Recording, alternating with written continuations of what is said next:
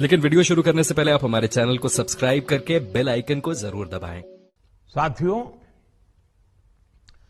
किसानों की स्थिति को सुधारने की इसी महाअभियान में देश में 3 कृषि कानून लाए गए थे।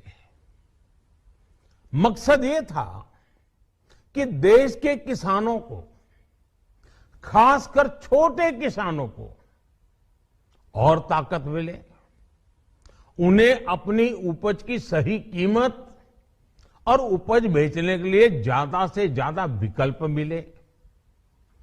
बरसों से ये मांग देश के किसान, देश के कृषि विशेषज्ञ, देश के कृषि अर्थशास्त्री, देश के किसान संगठन लगातार कर रहे थे। पहले भी कई सरकारों ने इस पर मंथन भी किया था। इस बार भी संसद में चर्चा हुई, मंथन हुआ और ये कानून लाए गए। देश के कोने कोने में कोटि कोटि किसानों ने, अनेक किसान संगठनों ने इसका स्वागत किया, समर्थन किया। मैं आज उन सभी का बहुत बहुत आभारी हूं, धन्यवाद करना चाहता हूं। साथियों, हमारी सरकार किसानों के कल्याण के लिए, खासकर छोटे किसानों के कल्याण के लिए, देश के कृषि जगत के हित में, देश के हित में, गांव गरीब के उज्जवल भविष्य के लिए पूरी सत्यनिष्ठा से, किसानों के प्रति पूर्ण समर्पण भाव से, नेक नियत से ये कानून लेकर आई थी। लेकिन इतनी पवित्र बात, पूर्ण रूप से शुद्ध किसानों के हित की बात, हम अपने प्रयासों के बावजूद कुछ किसानों को समझा नहीं पाए। भले ही किसानों का एक वर्ग ही विरोध कर रहा था, लेकिन फिर भी ये हमारे लिए महत्वपूर्ण था। कृषि अर्थशास्त्रियों ने, वैज्ञानिकों ने, प्रगतिशील किसानों ने भी उन्हें कृषि कानूनों के महत्व को समझाने का भरपूर प्रयास भी किया। हम पूरी विनम्रता से, खुले मन से उन्हें समझाते रहे। अनेक माध्यमों से व्यक्तिगत और सामूहिक बातचीत भी लगातार होती रही। हमने किसानों की बातों को, उनके तर्क को समझने में भी कोई कोर कसर बाकी नहीं छोड़ी। कानून के जिन प्रावधानों पर उन्हें ऐतराज था, सरकार उन्हें बदलने के लिए भी तैयार हो गई। 2 साल तक हमने इन कानूनों को सस्पेंड करने का भी प्रस्ताव दिया।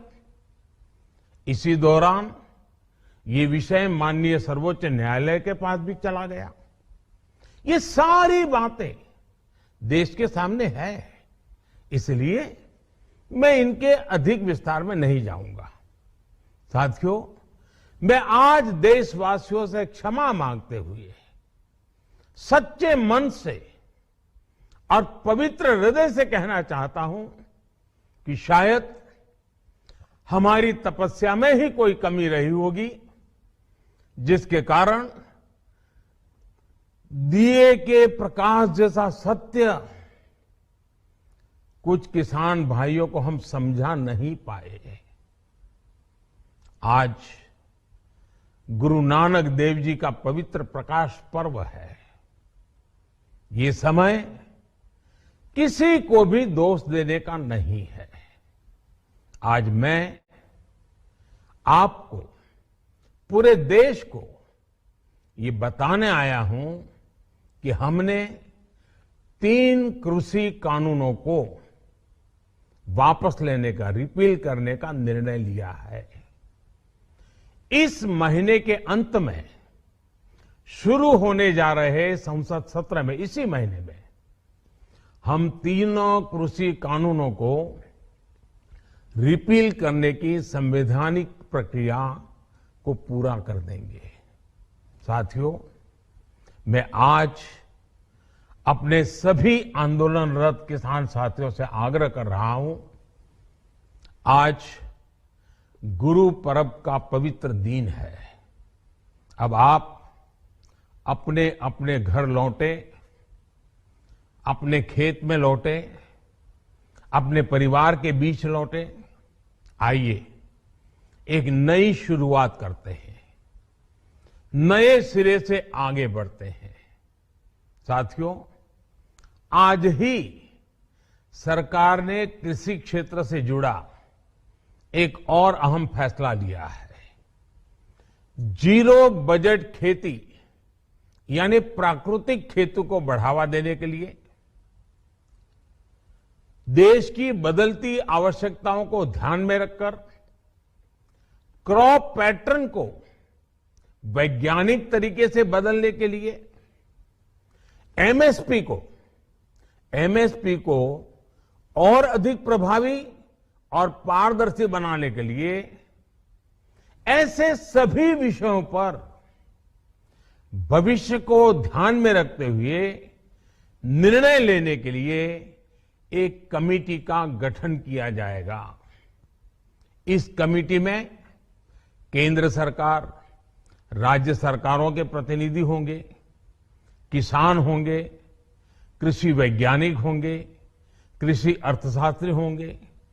साथियों, हमारी सरकार किसानों के हित में काम करती रही है और आगे भी करती रहेगी।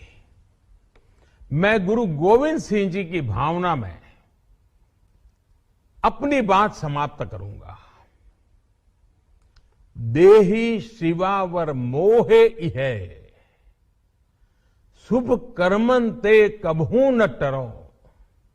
हे देवी, मुझे ये वर दीजिए कि मैं शुभ कर्म करने से कभी पीछे ना हटूं।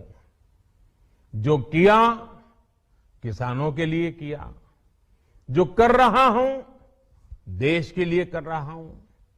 आप सभी के आशीर्वाद से मैंने मेहनत में पहले भी कोई कमी नहीं की थी। आज मैं आपको विश्वास दिलाता हूं कि अब और ज्यादा मेहनत करूंगा ताकि आपके सपने साकार हो सके, देश के सपने साकार हो सके। आपका बहुत बहुत धन्यवाद। नमस्कार। सबसे बड़ा सवाल है कि प्रधानमंत्री ने कहा कि 3 कानून हमने वापसी ले लिए। प्रधानमंत्री जी, 3 कानून नहीं, पहले आप इसको पार्लियामेंट में लेकर जाओ, वहां से इनको पास करवाओ। ये किसान बगैर सर्टिफिकेट लेकर नहीं जाएगा घर। और एमएसपी की गारंटी आप दो, क्योंकि हम जहां पे है यहां पे किसी किसान की एमएसपी पे कोई खरीद नहीं होती। एमएसपी का सवाल देश का सवाल है पूर्ण रूप से, और आम जनता को ज्यादा उत्साहित होने की जरूरत नहीं, अभी लाडू और मिठाई बांटने की जरूरत नहीं। ये संघर्ष अभी जारी रहेगा।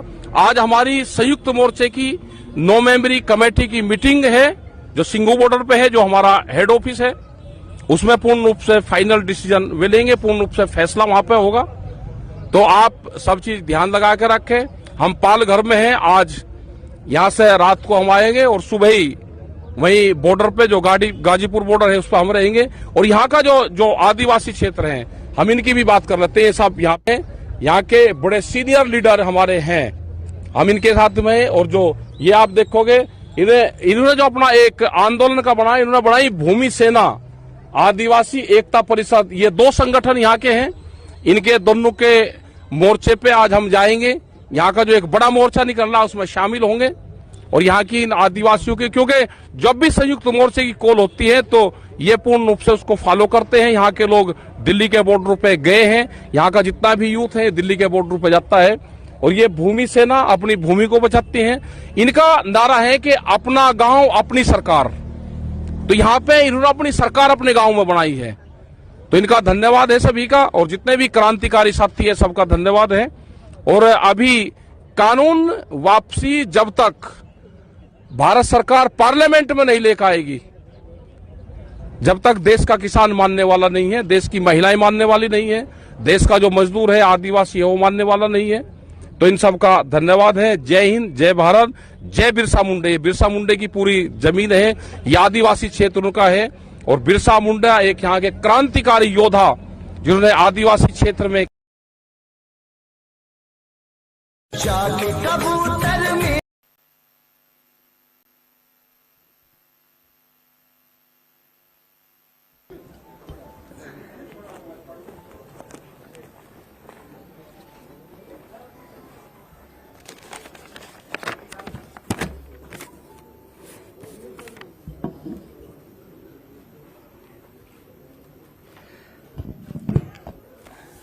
हमारे सभी प्रेस के साथियों का बहुत बहुत धन्यवाद, और आपके माध्यम से पूरे प्रदेश और देशवासियों को आज कार्तिक पूर्णिमा की बधाई, गुरु नानक देव जी का प्रकाश पर्व की बहुत बहुत बधाई और शुभकामनाएं। साथ ही साथ इस मौके पर मैं देश के सभी किसानों को बधाई देना चाहता हूं, जिनके संघर्ष से और जिनके लगातार आंदोलन और तीनों काले कानून के खिलाफ उन्होंने जो आंदोलन छेड़ा, और उसका परिणाम ये है कि आज तीनों काले कानून वापस लिए गए हैं। काले कानूनों की वापसी अहंकार की हार है। ये किसानों की जीत है, लोकतंत्र की जीत है। जनता इन्हें माफ नहीं करेगी, इन्हें साफ करने का काम जनता करेगी आने वाले समय में। सैकड़ों किसानों की सच्ची मौत के आगे किसी की झूठ की माफी नहीं चलेगी।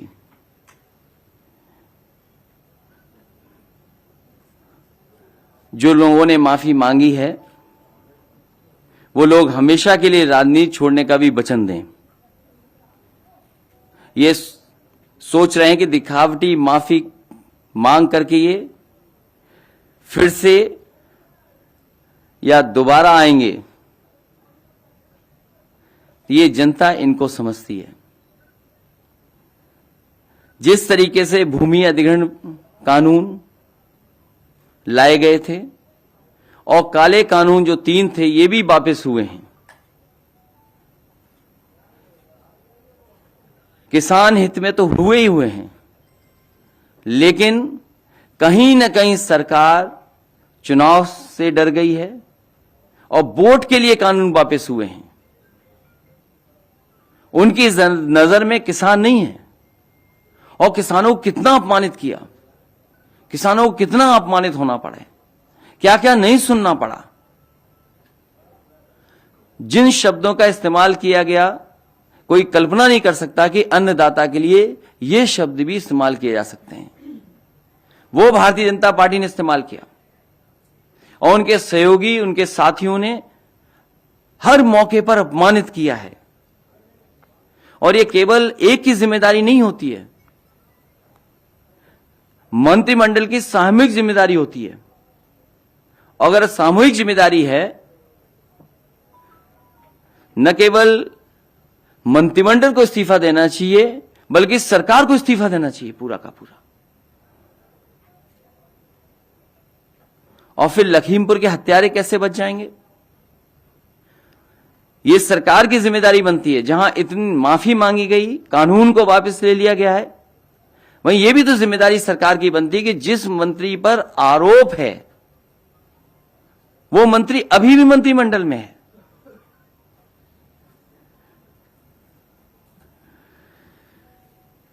और मैं कह सकता हूं कि सपा को जो समर्थन मिला और जिस तरीके से पूर्वांचल की जनता, किसान सड़कों पे नजर आए, न केवल लखनऊ बल्कि किसानों ने, आए हुए कार्यकर्ता नेताओं ने, और जिस तरीके से नौजवान निकले, उनसे लखनऊ के साथ साथ दिल्ली को भी हिला दिया। याद होगा, एक कानून ऐसा लाया गया था चुनाव से पहले, एक फैसला सरकार का ऐसा भी लिया गया था। क्या उससे अर्थव्यवस्था आज उभर गई? जो उस समय फैसला सरकार का था, क्या उससे आज अर्थव्यवस्था सुधर गई है? वो भी फैसला गलत था। वो तो किसी को पूछते ही नहीं है। अगर किसी को कोई याद कर रहा है अगर, तो वो समाजवादी पार्टी आज भी खजांची को याद करती है। इसलिए मैं किसानों को बधाई देता हूं, इस आंदोलन को बधाई देता हूं, और जिस तरीके से जनता का समर्थन जुटा, जिस तरीके से पूर्वांचल के किसान, नौजवान सड़कों पे आ गए, सरकार घबरा करके इन कानून को वापस ले रही है।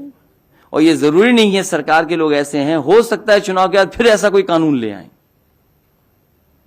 इसका भरोसा कौन दिलाएगा कि भविष्य में ऐसे कानून नहीं आएंगे जिससे किसानों को संकट में डाला जाए? और अगर इनकी नीयत साफ होती तो आज किसानों को लाइन में लगना नहीं पड़ता खाद के लिए। किसी किसान को खाद नहीं मिल रही, डीएपी नहीं मिल रही। पूरे उत्तर प्रदेश में किसी भी किसान को धान की कीमत नहीं मिल रही। आज मैंने सुना कि प्रधानमंत्री जी कह रहे थे न जाने कितना मंडी के लिए, इंफ्रास्ट्रक्चर के लिए पैसा दिया। पूरे बुंदेलखंड में मंडी बनी खड़ी हैं।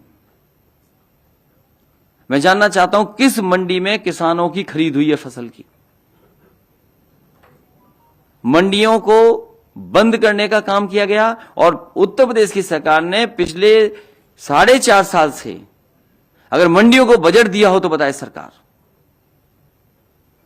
जो मंडी बंद कर रहे हो, धान की कीमत न दे पा रहे हो, गन्ने के अभी भी किसानों का बकाया है, डीजल पेट्रोल महंगा कर दिया हो, खाद उपलब्ध न हो, डीएपी उपलब्ध न हो, कीटनाशक दवाइयां महंगी कर दी हो, केवल किसानों के काले कानून वापस करने के साथ साथ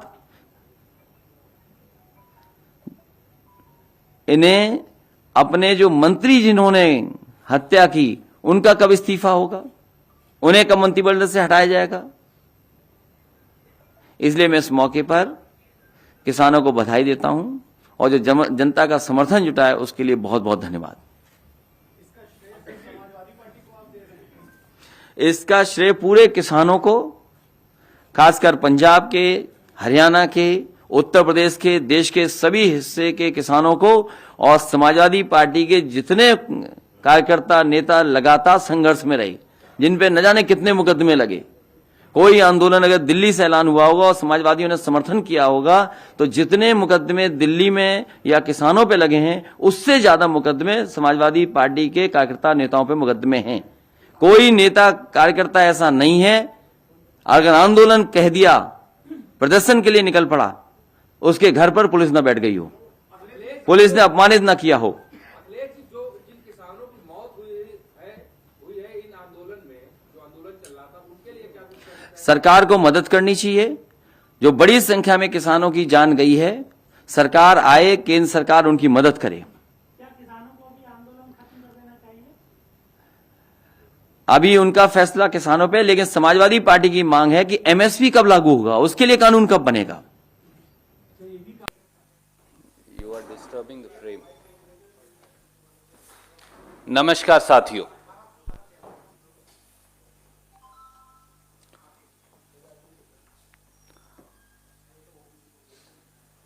खेती विरोधी भारतीय जनता पार्टी की ताकतें आखिर में हार ही गई।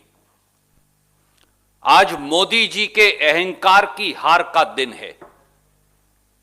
आज किसान विरोधी भाजपाई और उनके पूंजीपति मित्रों की ताकत की हार का दिन है। आज खेत खलिहान पूंजीपतियों को बेचने के षड्यंत्र की हार का दिन है।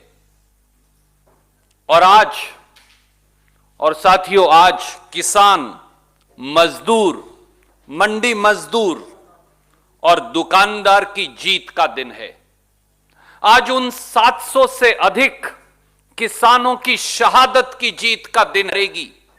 और आज आखिर में 1 साल के 12 महीने के किसान के संघर्ष के बाद भारतीय जनता पार्टी और एक अहंकारी प्रधानमंत्री माननीय नरेंद्र मोदी जी को किसान और मजदूर की ड्योढ़ी पर झुकना पड़ा।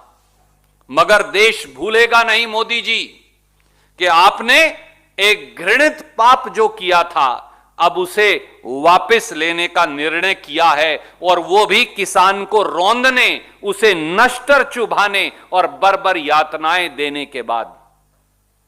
अब जनता समझ गई है कि भाजपा की हार के आगे ही हिंदुस्तानियों की जीत है। अब जनता समझ गई है कि भाजपा की हार के आगे ही जनहित की जीत है। अब जनता समझ गई है कि भाजपा की हार के आगे ही किसान और मजदूर की जीत है। अब जनता समझ गई है कि भाजपा की हार के आगे ही देश की जीत है। 26 नवंबर 2020 से, जब से देश के 62 करोड़ किसानों ने 3 खेती विरोधी काले कानूनों के खिलाफ याचना लगाई थी, तब से मोदी सरकार यातनाएं दे रही है। बर्बर लाठी चार्ज किए गए, दिल्ली के चारों तरफ के राष्ट्रीय राजमार्ग खुदवा दिए गए, राष्ट्रीय राजमार्गों पर नश्तर और भाले लगवा दिए गए, किसानों के सर फोड़ने के आदेश दिए गए, उन्हें आतंकी कहा गया, किसान को नक्सलवादी कहा गया, हमें किसान को गुंडा कहा गया, किसान को उग्रवादी कहा गया, किसान को आंदोलनजीवी कहा गया। और कुछ गोदी मीडिया के मित्र भी मोदी सरकार के इस प्रचार में शामिल हो गए। 700 से अधिक किसानों को आत्महत्या के लिए मजबूर किया गया, और लखीमपुर खीरी में तो देश के गृह राज्य मंत्री के बेटे और उनके सहयोगियों ने किसानों को अपनी जीपों के टायरों के नीचे रौंद दिया।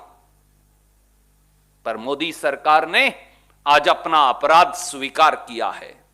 अब बारी है किसानों के साथ, मजदूरों के साथ, मेहनत कशों के साथ, इस देश का पेट पालने वाले लोगों के साथ मिलकर अपराध की सजा तय करने की, जो देश की जनता हर हाल में तय करेगी।